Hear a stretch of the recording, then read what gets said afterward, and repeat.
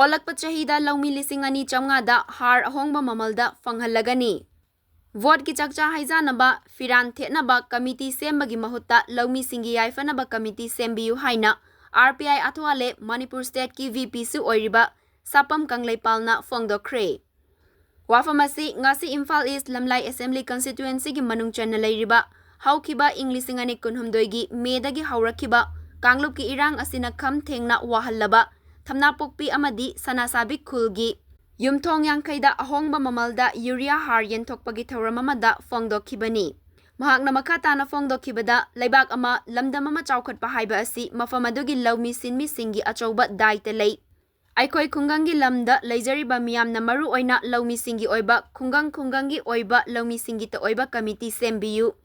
Maduda Ollakpa Chahidagi Yumthong lising ani chamngadagi tadana matamatamgi chanaba mahai marong amadi Matamgi matung inna darkar leiba Haar sing adu government na piba Ahongba Mamalda Fanghannaba hotnajage hainasu phongdokhi. Mahakna makhatana phongdokhibada lamlai AC gi oina haukiba chahi kharagi mamangda huidrom khuldagi Loumee sing porompata leiba agriculture office ta ahing yareklaga Haar launaba chatpagi lambida accident thokpadagi Loumee ama laikhide aduga amana asokapan nangki laibak thibadi hauzik fauba aikoi lamlai kendra asida awonba amata laitri ngasisu lamlai AC maikegi miyamna porompa tana chatlaga urea bag amagidamak numit chupa matam mangbagi fibamda adumak leiri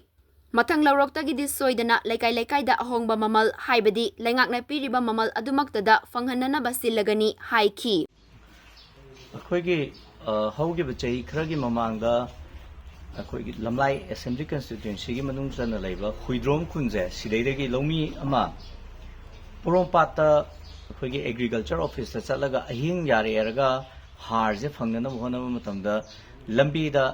accident थोकपदगी लेहिदे ngasi judum haidi chahi kra hograbsu ngasi judum Loumee jingji porompa ta chalaga agriculture office chalakanda akhoigi nungsa marakta lepaga sumnagi urea bag ama khaki akhoiji akhoigi numi chupama matam mangeraga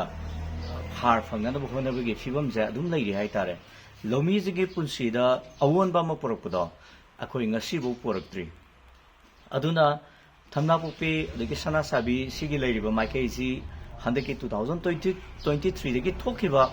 Akoi Live Activa Landuna, Nangava, Saint Oxula, Jadavam from Moibinina, Lengan, Piri Mamalda, Harivam from Singsida,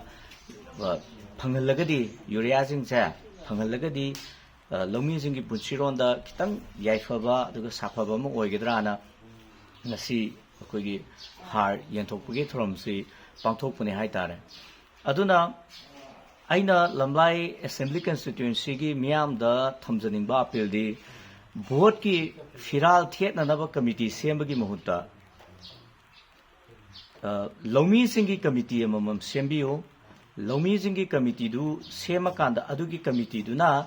akoi mathangi Ollakpa chahi je mathangi Ollakpa low ugadaba kum je sidaida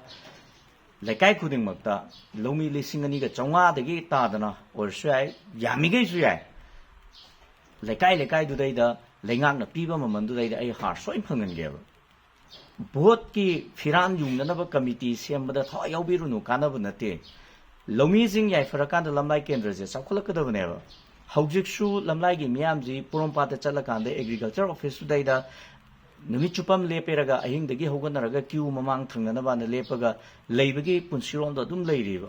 aikhoida mase hainabi moi thokre awaba je aikhoigi punsirol ama oigraboi ningdana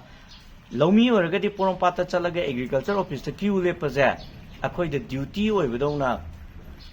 tawdabe yadraba ithoina ureba madu natteba I mathangi Ollakpa 2026 ki low bakumdo adudaida Loumee jingi committee amam sembiragadi hairiba laingak na piba mamal dudaida soidana akoi Loumee lising ani ahum ja ai soidana lekai de phangan jageba